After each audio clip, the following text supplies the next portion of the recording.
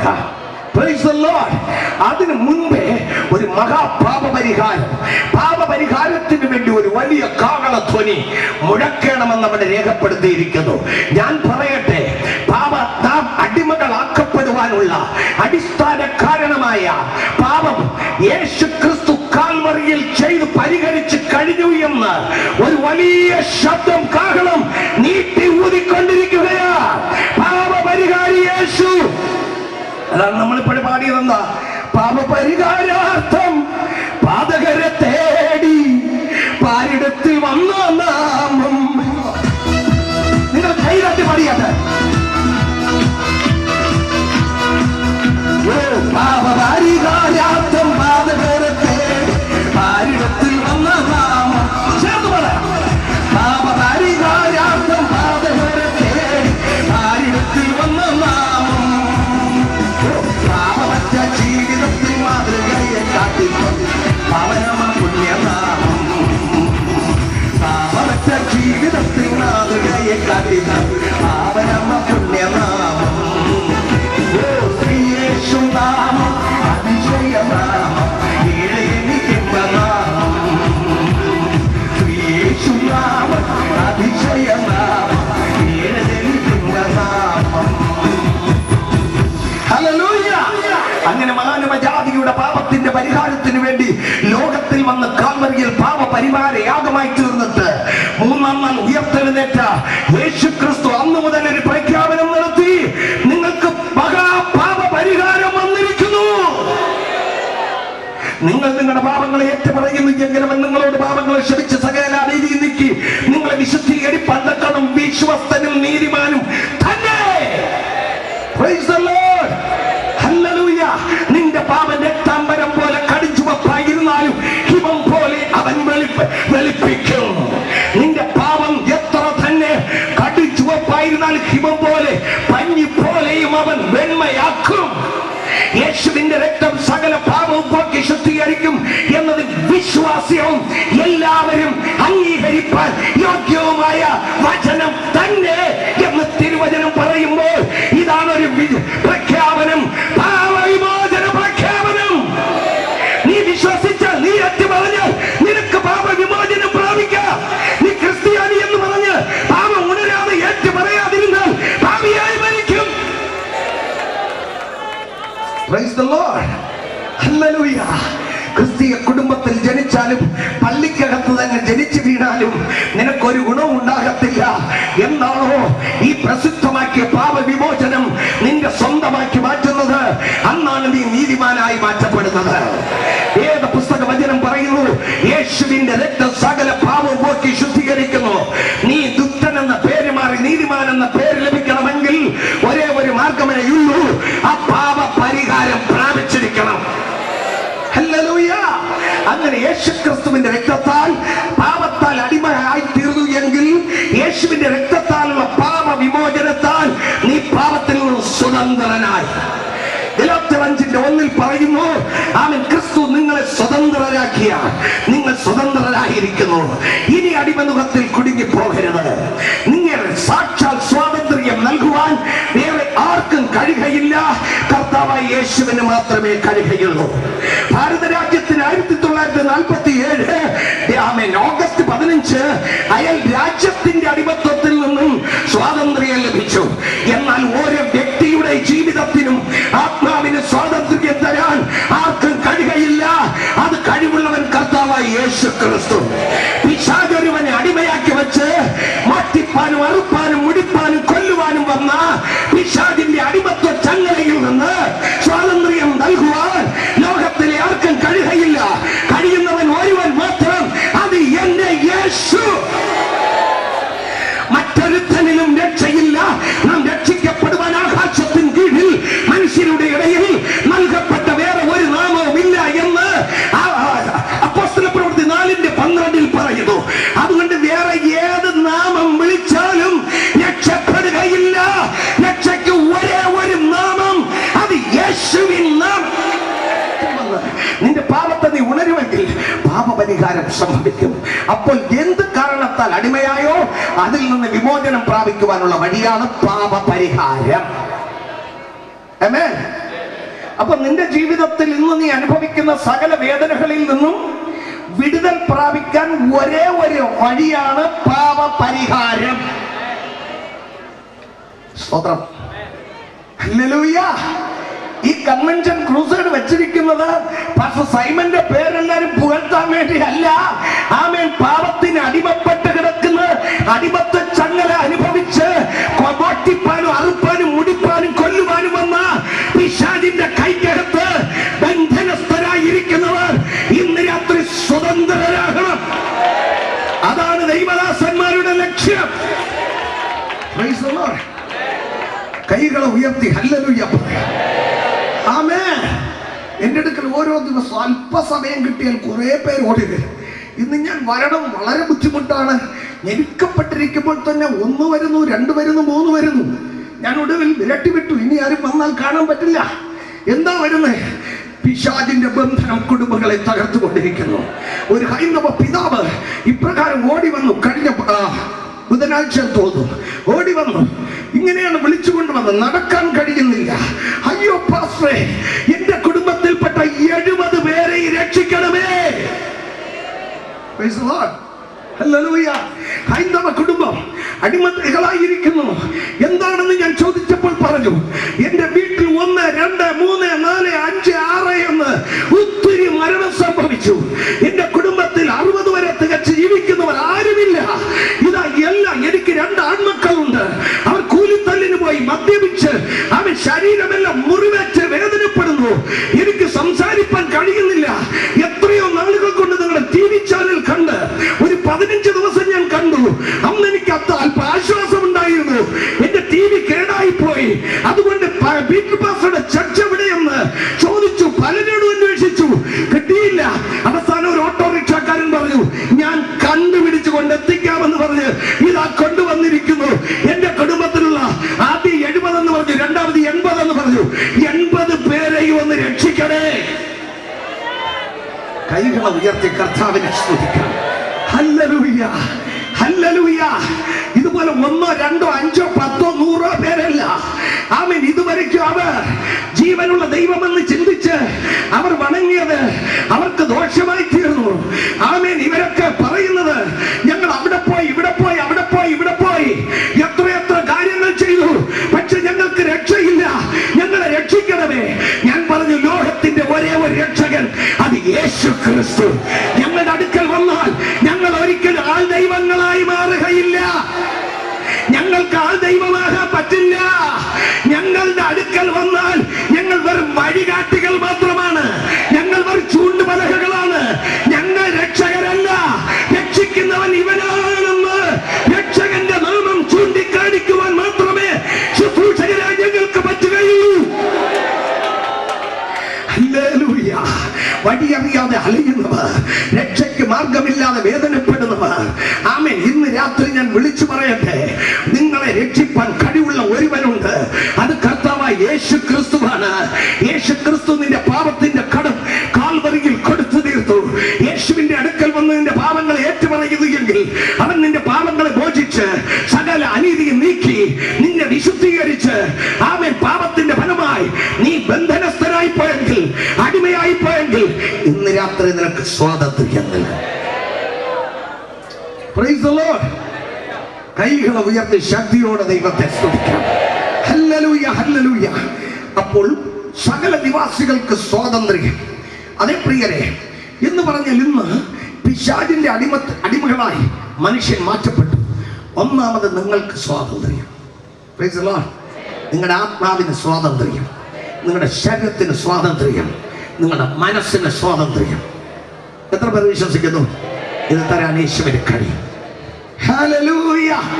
കൈകളെ ഉയർത്തി ഹല്ലേലൂയ പറയാം. യെശയ്യാപ്രവചനം 9-4 വാക്യത്തിൽ ഇപ്രകാരം ഒരു വാഗ്ദത്തമുണ്ട്.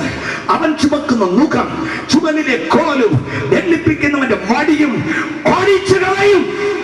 നീ ചുമന്നുകൊണ്ടിരിക്കുന്ന നുകം, നിന്റെ ചുമലിലെ കോല്, നിന്നെ ദണ്ഡിപ്പിക്കുന്ന പിശാചിന്റെ കയ്യിലിരിക്കുന്ന ദണ്ഡനത്തിന്റെ വടി എന്റെ യേശു പിടിച്ചു വാങ്ങിച്ചു ഓടിച്ചു കളയും. വിശ്വസിക്കുന്നു? ഓടിച്ചു കളയും, ഓടിച്ചു കളയും.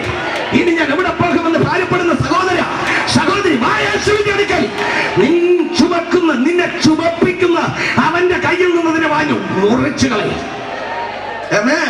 യശപ്രവചനം 14:25 പറയുന്നു, മുഖം തോളിൽ നിന്ന് നീങ്ങും, ചുമട് തോളിൽ നിന്നും മാറും. ആമേൻ. നീ സ്വതന്ത്രനാകുമ്പോൾ നിന്റെ തോളിൽ നിന്ന് മുഖം മാറി. ചുമക്കാൻ വയ്യാത്ത വേദനയോട് ഇന്ന് രാത്രി വന്നിരിക്കുന്ന സഹോദരി, നിനക്ക് പരിശുദ്ധാത്മാവ് പറയുന്നു, ഇന്ന് രാത്രി നിന്റെ തോളിൽ ചുമക്കാൻ വയ്യാത്ത കഠിന മുഖത്തെ ശത്രു വച്ചിരിക്കുന്നു എങ്കിൽ അതിനെ പിടിച്ചു വാങ്ങിച്ച് മുറിച്ചു കളയുവാൻ ഇതാ എന്റെ യേശു വന്നിരിക്കുകയാ. അവൻ പറഞ്ഞു, എന്റെ ചുമട് മൃദുവാണ്, എന്റെ മുഖം മൃദുവാണ്, എന്റെ ചുമട് ലഘുവാണ്. Praise the Lord. Hallelujah. എനിക്കറിയാം ഒരു ഹൈന്ദവ സഹോദരി, അവൾ പറഞ്ഞു 215 കിലോമീറ്റർ നഗ്ന പാദം കൊണ്ട് നടന്ന് അവൾ വിശ്വസിച്ച ആ അമ്പലത്തിൽ പോയി അവൾ പ്രാർത്ഥിച്ചു. 215 കിലോമീറ്റർ. ഇതൊക്കെ എഴുതി തന്നിട്ടുള്ള സാക്ഷിയാണ്. Praise the Lord. എന്നിട്ട് അവിടെ കെട്ടുതാലി എടുത്ത് അവിടെ കാണിക്കിട്ടു. അവൾ പറഞ്ഞു, കാല് പൊട്ടി, എന്നിട്ട് പേപ്പറുകൾ വാങ്ങി കാല് പൊതിഞ്ഞു വെച്ചാണ് നടന്നത്. Praise the Lord. Hallelujah. അവളുടെ പേര് മാരിയമ്മ എന്നാണ്, ആ സഹോദരിയുടെ പേര്. Praise the Lord. ആമേൻ. തമിഴ്നാട്ടിൽ നിന്നുള്ള ഒരു സഹോദരിയാണ്. അപ്പോൾ എങ്കിലും അവളുടെ രോഗം മാറിയില്ല. അവളുടെ രോഗം, അവളുടെ ഉദരത്തിനകത്ത് വലിയൊരു പുഴ, ഓപ്പറേഷൻ വിധിക്കപ്പെട്ടു. അതിൽ നിന്ന് രക്ഷപ്പെടാനാണ് അവൾ ഇത്രയും ഓടിയത്. അവൾക്ക് ഭയം. Praise the Lord. അതിൽ നിന്നും സകല പണവും തീർന്ന് തലയും മൊട്ടയടിച്ച് മുടിയും കൊടുത്തിട്ട് ആമേൻ ഈ പണവും നഷ്ടപ്പെടുത്തി, അവിടെ മാലയും നഷ്ടപ്പെടുത്തി, നിരാശയോടെ വേദനയോടെ വീട്ടിലിരിക്കുമ്പോൾ ഒരു സഹോദരി പോയി പറഞ്ഞു, നീ വരിക, ചർച്ചിൽ വരിക, നിനക്ക് വേണ്ടി പ്രാർത്ഥിക്കുമ്പോൾ നിനക്ക് സൗഖ്യമാകുമെന്ന് ധാരാളം സാക്ഷ്യങ്ങൾ പറഞ്ഞു. Praise the Lord. നിങ്ങൾക്ക് മൊബൈലിലെങ്കിലും അല്ലെങ്കിൽ നെറ്റിൽ കാണാം, www.jnvision.tv ഒന്ന് അടിച്ചു നോക്കിയാൽ എപ്പോഴും 24 മണിക്കൂർ ഞങ്ങളുടെ ചർച്ചിന്റെ ചാനൽ കിട്ടും. Praise the Lord. ആയിരക്കണക്കിന് സാക്ഷികൾ നിങ്ങൾക്ക് കാണാൻ കഴിയും. ഹല്ലേലൂയ. സ്തോത്രം. ഇത് കേട്ടപ്പോൾ തന്നെ അവൾ വിശ്വാസത്തോടെ വന്നു. നിങ്ങൾക്കറിയാമോ, കണ്ണുനീരോടെ വിവരം പറഞ്ഞു. അന്ന് തന്നെ അവളുടെ ഉദരത്തിൽ സ്തോത്രം ഓപ്പറേഷന് വേണ്ടി വിധിക്കപ്പെട്ടിരുന്ന ആ മുഴകൾ, വലിയൊരു മുഴ യേശു ഡിസപ്പിയറാക്കി മാറ്റിക്കളഞ്ഞു. വർഷങ്ങൾ പലതായി ഇന്ന് അവൾ സന്തോഷത്തോടെ ദൈവത്തെ ആരാധിക്കുകയാ. ഏത് പ്രാർത്ഥനാ ദിവസത്തും അവൾ ജോലിക്ക് പോകാറില്ല. അത് വെള്ളിയാഴ്ചയും പോകത്തില്ല, ഞായറാഴ്ചയും പോകത്തില്ല. അത് പറയുന്നത്, എനിക്ക് ജോലി ഉണ്ടെങ്കിൽ മതി, ഇല്ലെങ്കിൽ വേണ്ട, പക്ഷേ ദൈവത്തെ ഞാൻ ആരാധിക്കും. Praise the Lord. ഞാൻ പറയാം, എന്തിനാണ് ഞാൻ പറഞ്ഞത്? ഇതുപോലെ ആയിരക്കണക്കിന് അനുഭവങ്ങൾ പറയാൻ കഴിയും. ഞാൻ പറഞ്ഞ ഒറ്റ ഒരു കാര്യത്തിനാണ്. ആമേൻ. ഏത് ബന്ധനത്തെയും അറുത്ത് നിന്നെ സ്വതന്ത്രനാക്കുവാൻ കഴിവുള്ളവൻ എന്റെ യേശു ക്രിസ്തുവാണ്. നീ യേശുവേ എന്ന് വിളിച്ചു നോക്ക്. ഇരിക്കുന്ന സ്ഥലത്ത് നിന്നുകൊണ്ട് യേശുവേ എന്ന് വിളിച്ചു നോക്ക്. മനുഷ്യർക്ക് അസാധ്യമായതെല്ലാം സാധ്യമാക്കുവാൻ യേശുവിന് കഴിയും. നിനക്കൊരു വിടുതൽ വേണമോ? ഈ അഭിഷേകം വെളിപ്പെടട്ടെ. ഈ അഭിഷേകം വെളിപ്പെടട്ടെ. ഈ അഭിഷേകം ഒരു സഭയ്ക്കകത്ത് വെളിപ്പെട്ടാൽ ഏതൊരു ബലഹീനൻ വന്നാലും അവൻ വിടുവിക്കപ്പെടും. സ്തോത്രം, സ്തോത്രം, സ്തോത്രം. Praise the Lord. Hallelujah. അപ്പോസ്തല പ്രവൃത്തി 16:24 മുതൽ 26 വരെ വായിച്ചാൽ, ഒരിക്കൽ അഭിഷിക്തരായ പൗലോസിനെയും ശീലാസിനെയും കാരാഗ്രഹത്തിലാക്കി, കൈകാലുകൾ ചങ്ങലയാൽ ബന്ധിച്ചു, അതേ കാലുകൾ ആമത്തിലാക്കി. അർദ്ധരാത്രിയായപ്പോൾ അവർ പാടി സ്തുതിച്ചു. മധുരഗാനങ്ങൾ പാടാൻ തുടങ്ങിയപ്പോൾ തടവുകാർ അത് ശ്രദ്ധിച്ചു കൊണ്ടിരുന്നു. കൂടെ പാടാൻ അവർക്ക് അറിയില്ല, കാരണം അവർ വിശ്വസിക്കുന്നില്ല. പക്ഷെ ഇവർക്കറിയാം, സ്തുതികളുടെ നടുവിൽ ഇറങ്ങി വരുന്ന ഒരു ദൈവമുണ്ട്. കൈകളെ തട്ടി ദൈവത്തെ സ്തുതിക്കാം. ഇന്ന് രാത്രി വെറുതെ മയിൽക്കുറ്റി പോലെ ഇരുന്നാലല്ല വിടുതൽ. സ്തുതിക്കുമ്പോൾ വിടുതൽ, സ്തുതിക്കുമ്പോൾ വിടുതൽ. ദൈവ സ്തുതികളുടെ നടുവിൽ ഇറങ്ങി വരുന്നു. എരികോ മതിൽ ആമേൻ വീണതെങ്ങനെ? ആർത്ത് സ്തുതിച്ചപ്പോഴല്ലേ വീണത്. ആമേൻ. സ്തോത്രം. ആമേൻ. കാരാഗ്രഹം അതിന്റെ അടിസ്ഥാനം കുലുങ്ങിയപ്പോൾ, അതിന്റെ വാതിലുകൾ തുറന്നതപ്പോൾ, ചങ്ങലകൾ അഴിഞ്ഞു വീണതപ്പോൾ, പാടി സ്തുതിച്ചപ്പോഴല്ലേ? നീ സ്തുതിക്കുമ്പോൾ എന്റെ ദൈവം അവിടെ ഇറങ്ങി വരും. ദൈവ സാന്നിധ്യം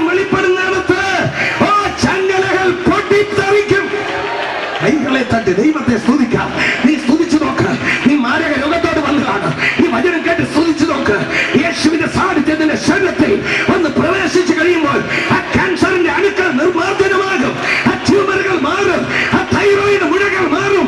യേശുവിന്റെ നാമത്തിൽ ഇപ്പോൾ വിശ്വസിച്ച് സ്തുതിച്ചാൽ ഈ സെക്കൻഡിൽ അത് മാറിക്കഴിയും. വചനം അയച്ചു വിടുവിക്കുന്നതിന് യേശു ഇവിടെ എഴുന്നള്ളി വന്നിരിക്കുകയാണ്. ഹല്ലേലൂയ.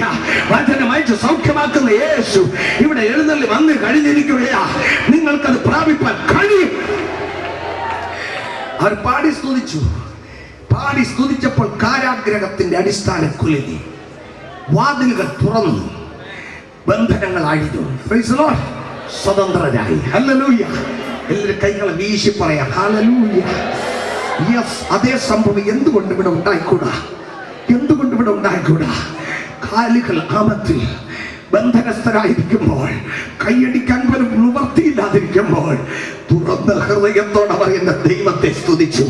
സ്തുതികളുടെ നടുവിൽ ഇറങ്ങുന്ന ദൈവം അവിടെ ഇറങ്ങി. കാരാഗ്രഹത്തെ പൊളിക്കാൻ ദൈവത്തിന് കഴിയും. നീ അനുഭവിക്കുന്ന കാരാഗ്രഹ അനുഭവത്തെ പൊളിച്ചു കളയാൻ എന്റെ ദൈവത്തിന് കഴിയും.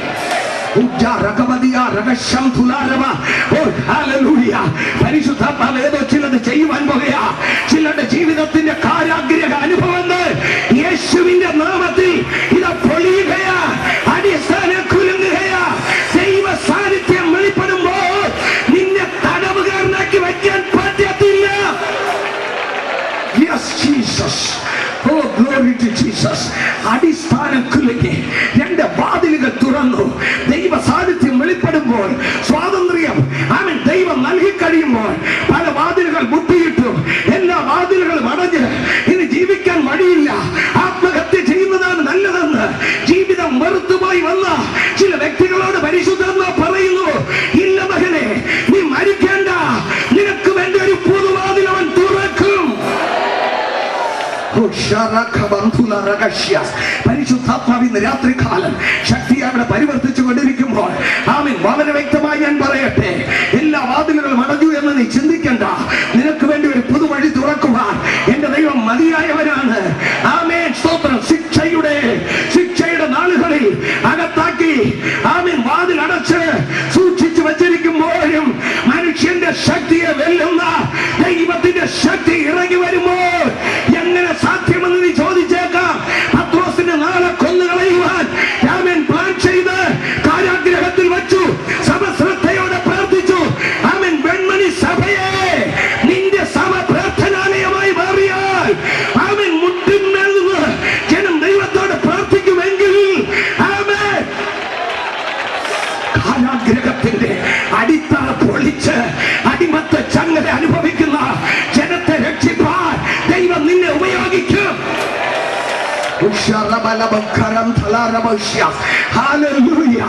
അർദ്ധരാത്രി സഭ ശ്രദ്ധയോടെ പ്രാർത്ഥിച്ചപ്പോൾ സ്വർഗ്ഗത്തിലെ ദൂതന്മാർ ഇറങ്ങി വന്നു. ഉറങ്ങിക്കിടന്ന പത്രോസിനെ തട്ടി ഉണർത്തി. ഒന്നാം കാവലും രണ്ടാം കാവലും താനെ തുറന്നു. ആമേൻ ഇരുമ്പ് താഴ്പാളകൾ ഉടഞ്ഞു. അവരെ കൊണ്ട് പ്രാർത്ഥനാ മുറിയിൽ എത്തിച്ച ദൈവം. സ്തോത്രം, സ്തോത്രം, സ്തോത്രം. നിന്നെ എത്തിക്കേണ്ടടുത്ത് എത്തിക്കും. തുറക്കേണ്ട വാതിലുകളെ തുറക്കും. ഓ ശരബബ. ആമേൻ, ആമേൻ. ഉപജീവന മാർഗത്തെ ആമേൻ അന്വേഷിച്ച് പല വാതിലുകളും മുട്ടി. കടം, കടം, കടം, പ്രശ്നം, പ്രശ്നം, ഇനി രക്ഷയില്ല എന്ന് അലഞ്ഞു വന്നിരിക്കുന്ന ചില ജീവിതങ്ങളോട് പരിശുദ്ധാത്മാവ് പറയുന്നു, ഒന്ന് സ്തുതിക്കേ, ഒന്ന് ആർക്കേ.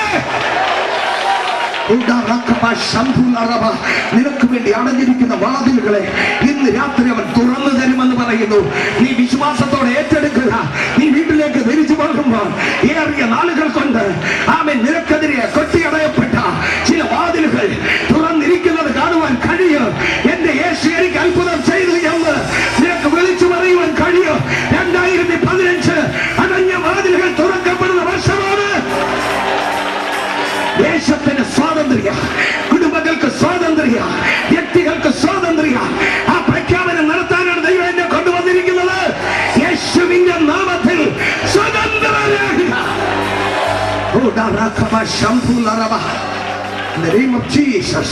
രാത്രി സ്വാതന്ത്ര്യ പ്രഖ്യാപനമാണ്. രണ്ടാമത്തെ അനുഗ്രഹം 50 വർഷത്തെ സ്തോത്രം നിന്റെ സ്വന്തം അവകാശത്തിലേക്ക് മടങ്ങി പോകണം. Praise the Lord. എല്ലാരും ഉറക്കെ പറ, അവകാശത്തിലേക്ക്, സ്വന്തം അവകാശത്തിലേക്ക്. എല്ലാരും പറഞ്ഞില്ല, എല്ലാരും പറഞ്ഞേ പറ്റൂ ഈ വാക്ക്, സ്വന്തം അവകാശത്തിലേക്ക്. Hallelujah, hallelujah. അവൻ സ്വന്തം അവകാശത്തിലേക്ക് പോകണം. ആർക്കാ അവകാശം? മക്കൾക്കാണ് അവകാശം. ഇനി ഒരു 5 വാക്യം വായിക്കാം, പെട്ടെന്ന് വായിക്കാൻ. സ്തോത്രം, സ്തോത്രം. ഗലാത്യർ 4:7, റോമർ 8:17, ഗലാത്യർ 3:21. മാറി മാറി വായിച്ചോ. ഗലാത്യർ 4:7. പുത്രനത്രേ, പുത്രനെങ്കിലോ ദൈവഹിതത്താൽ അവകാശിയുമാണ്. പുത്രനെങ്കിൽ ദൈവഹിതത്താൽ അവകാശി. അങ്ങനെയെങ്കിൽ അവകാശം പുത്രനുള്ളതാണ്. ഉറക്കെ പറഞ്ഞിട്ടല്ലോ, അവകാശം. വായൊന്നും ഇല്ലയോ, ശബ്ദം ഇല്ലയോ? വിളിച്ച് പറഞ്ഞേറ്റ് നരകത്തിലെങ്കിലും പോ. Price the Lord. അവകാശം മക്കൾക്കാണ്. 8:17 റോമർ. നീ വല്ലോനുമായാൽ അവകാശിയാകത്തില്ല, മക്കളെങ്കിലോ അവകാശിയുമാകുന്നു. ആമേൻ. മനസ്സിലായല്ലോ? ഞാൻ ഇതൊന്നും വിശദീകരിക്കാൻ എന്റെ വായിച്ച് അനുവദിക്കുന്നില്ല. ഗലാത്യർ 3:29. ക്രിസ്തുവിനുള്ളവരെങ്കിലോ നിങ്ങൾ അബ്രഹാമിന്റെ സന്തതിയും വാഗ്ദത്ത പ്രകാരം അവകാശികളുമാകുന്നു. വല്ലോരുടേതുമായാൽ അവകാശം കിട്ടില്ല. ക്രിസ്തുവിനുള്ളവരെങ്കിലോ വാഗ്ദത്ത പ്രകാരം സന്തതി, വചനപ്രകാരം അവകാശി. ഹലോ. പിന്നെ ക്രിസ്ത്യാനികൾ ആരാധിക്കുന്ന മറ്റു പല വിശുദ്ധന്മാരല്ലോ, അവരുടെ ആളാണ് നീയെങ്കിൽ അവകാശമില്ല. ഇതിനെല്ലാവരും ഒരു നല്ല ആമേൻ പറഞ്ഞാണ്. അതുകൊണ്ട് നിങ്ങൾ ആരുടെ വകയെന്ന് ഇന്ന് തീരുമാനിച്ചോളുക. സ്തോത്രം. വേറെ ഒറ്റ ഒരുത്തർക്കും അവകാശമില്ല. ക്രിസ്തുവിനുള്ളവരെങ്കിൽ വാഗ്ദത്ത പ്രകാരം അവകാശികൾ. Okay, praise the lord. ഇനി ഗലാത്യർ 4:30 പെട്ടെന്ന് വായിച്ച് മാത്രം വിടുന്നു. തിരുവെഴുത്തോ എന്തു പറയുന്നു? ദാസിയെയും മകനെയും പുറത്താക്കി കളക. ഓക്കെ. ദാസിയുടെ മകൻ സ്വതന്ത്രയുടെ മകനോട് കൂടി അവകാശിയാകയില്ല. അപ്പോ അതിനൊരു ഉദാഹരണം പറയാം. ഉൽപ്പത്തി 5:5-5-6 വാക്യം. ഉദാഹരണം ഉൽപ്പത്തി 25:5-6 വാക്യം. വായിച്ചതെന്താണ്? ദാസിയുടെ മകൻ സ്വതന്ത്രയുടെ മകനോട് അവകാശി ആകയില്ല. അപ്പോൾ സ്വതന്ത്രയുടെ മകൻ അവകാശി, ദാസിയുടെ മകൻ അവകാശിയല്ല.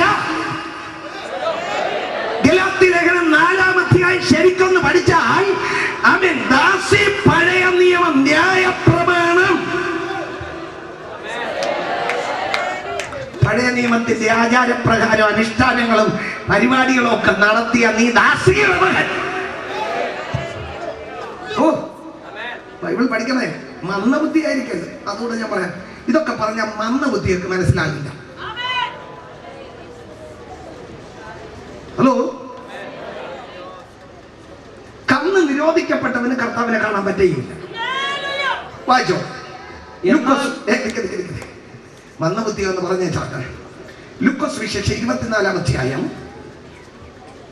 അതിന്റെ 25-ാം വാക്യം. മന്ദബുദ്ധി വായിക്കാം. അവൻ അവരോട്, അയ്യോ ബുദ്ധിഹീനരെ, പ്രവാചകന്മാർ പറഞ്ഞിരിക്കുന്നത് എല്ലാം വിശ്വസിക്കാത്ത മന്ദബുദ്ധികളെ. പ്രവാചകന്മാർ പറഞ്ഞിരിക്കുന്നത് എല്ലാം വിശ്വസിക്കാത്ത മന്ദബുദ്ധികളെ. ഇതാരാ വിളിച്ചത്? യെരുശലേമിൽ നിന്ന് എമ്മാവുസിലേക്ക് 2 ശിഷ്യന്മാർ പോയി. അപ്പോൾ യേശുവിന്റെ ഉയർപ്പിന്റെ കഥ പറഞ്ഞുകൊണ്ട് പോകുന്നു. യേശുവിന്റെ നടുവിൽ കൂടെ നടന്നു. ഇവർക്ക് യേശുവിനെ കാണാൻ പറ്റാതെ കണ്ണ് നിരോധിച്ചിരുന്നു. Praise the lord. വായിക്ക 24-16 വാക്യം. 16. അറിയാതെ വണ്ണം ഈ 2 ആശാന്മാരുടെ കണ്ണ് ദൈവം നിരോധിച്ചു വെച്ചിരുന്നു. Price the Lord. ഇന്ന് ക്രിസ്ത്യാനി എന്ന പേരുണ്ടെങ്കിൽ ഇവര് ശിഷ്യന്മാരാണ്, പക്ഷെ കണ്ണ് കാണാൻ വയ്യ. അത് എവരുടെ കുഴപ്പമല്ല, ദൈവം നിരോധിച്ചു വെച്ചിരുന്നത്. ഇയാളെ നീ ഇപ്പൊ കാണണം. എന്നാ കണ്ണ് തുറക്കുന്നത്? അപ്പോൾ നീ കർത്താവിനെ കാണുന്നു. ഇന്ന് ക്രിസ്ത്യാനികൾ പലരും യേശുവിനെ കാണുന്നില്ല, വേറെ ആരെയൊക്കെ കാണുന്നു. എന്തുകൊണ്ട്? അവനെ കണ്ണ് നിരോധിച്ചിരിക്കുകയാണെന്ന്. യേശുവിന്റെ നാമത്തിൽ കണ്ണുകൾ തുറക്കട്ടെ. വെൺമണി ദേശത്തിലെ ജനത്തിന്റെ കണ്ണൊന്ന് ദൈവം തുറന്നാൽ സാക്ഷാൽ ക്രിസ്തു എന്ന രക്ഷകനെ നിങ്ങൾ കാണും. കാണും വരെ കണ്ണ് നിരോധിക്കപ്പെട്ടവരാണ്. വചനത്തിൽ പറയുന്നതെല്ലാം വിശ്വസിക്കാത്ത കുറച്ച് ബൈബിൾ വിശ്വസിക്കുന്ന എന്റെ വീട്ടിലുണ്ട്. പിന്നെ ഈ പറയുന്നതെല്ലാം വിശ്വസിക്കാൻ പിന്നെ അല്പ ബുദ്ധിമുട്ടാ. ഇവിടെ മാനസാന്തര വിശ്വാസം അത് ബന്ധുക്കോസുകാരുടെ വക. ഇവിടെ മുഴുവൻ സ്നാന വിശ്വാസം ഉണ്ടോ? അതും ബന്ധുക്കോസുകാരുടെ വക. യേശു വരുമെന്ന് വിശ്വാസമുണ്ടോ? ആർക്കറിയാം. സ്വർഗവും നരകവും ഉണ്ടെന്ന് വിശ്വാസമുണ്ടോ? അപ്പ കാണാം. നീയാണ് മന്ദബുദ്ധി. മന്ദബുദ്ധി. യേശുവിന്റെ നാമത്തിൽ വചനം, പ്രവാചക വചനം മുഴുവനും വിശ്വസിക്കാത്തതിൽ ഒരു മന്ദബുദ്ധി. യേശുവിന്റെ നാമത്തിൽ ഈ കൺവെൻഷൻ മുഖാന്തരം തന്നെ ബുദ്ധി തുറക്കട്ടെ. അവർ ബുദ്ധി തുറന്നപ്പോൾ യേശുവിനെ അറിഞ്ഞു. കണ്ണ് നിരോധനം മാറിയപ്പോൾ ക്രിസ്തുവിനെ കണ്ടു. ഓ സാഷ്ടാംഗം. അവരെവിടാ പോയതെന്നറിയാമോ?